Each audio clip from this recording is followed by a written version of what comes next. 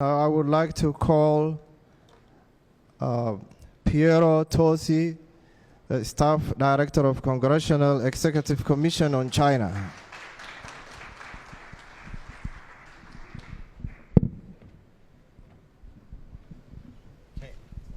Well, thank you very much, and happy Independence Restoration Day to everyone.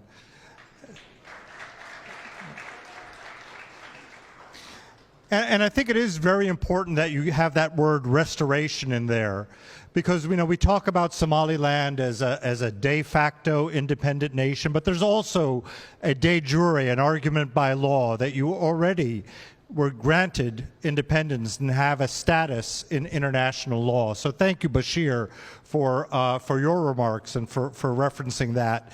Last December, I made my second trip to Hargeisa, to Somaliland, and I was there for the inauguration.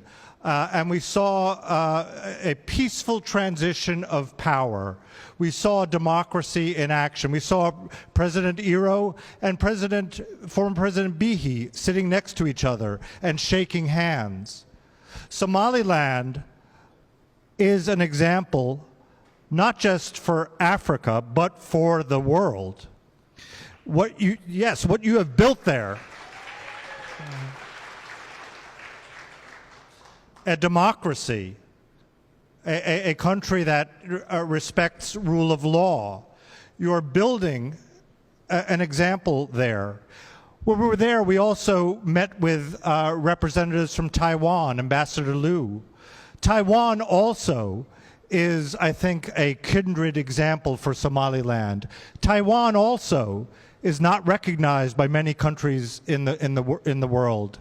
Yet, it has created a vibrant democracy where we also see peaceful transfers of power. We see shared power. What we witness there in this example of Taiwan and Somaliland are examples for the world. Last summer in Taipei, with Mohammed Hagi, your former representative to Taiwan, a number of us, including Taiwan's ambassador to Somaliland, Ambassador Liu, we put together a symposium where we talked about China's bad governance model for Africa. And we had 3 panels, and one talked about how they're entrapping nations in debt, how they're corrupting, how they're bringing with them their authoritarian, totalitarian model. And we went through some of the problems with that. And then there was a 3rd panel that talked about an alternative example for Africa, the one that Somaliland and Taiwan are building there. It was very instructive because when we go and we see, when we go to your country, when we go there, when I was there in December, and the joy, I'd come from Mogadishu. I first went to Mogadishu, and the contrast between where we were in bunkers, we had to have Kevlar jackets and helmets there. We had to sleep with that because it was such an unstable situation. We came to Hargeisa, and the joy that people had in celebrating your democracy. It really was a sight that moved us all.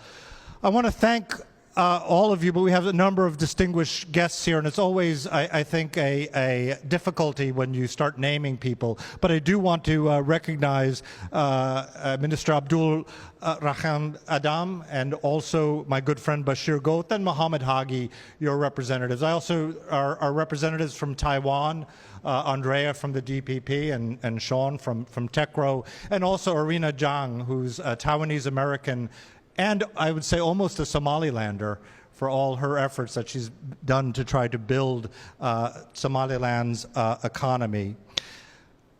For America, I think there are those of us, and I see Peter Pham there, who's been a very important figure in our Africa policy. When we look at Africa and we look at where, what do countries have to offer? Well, we see Somaliland. We see certainly your strategic location. We see your geography, and there's a case there to be made for recognition. But I think the most important case for recognition is a moral one. It is the fact that you are a democracy. You also show respect for religious freedom. Yes, there are growing pains, but I think Somaliland, together with the support of the United States, with democratic Taiwan, can be an example for Africa and for the world. Thank you very much.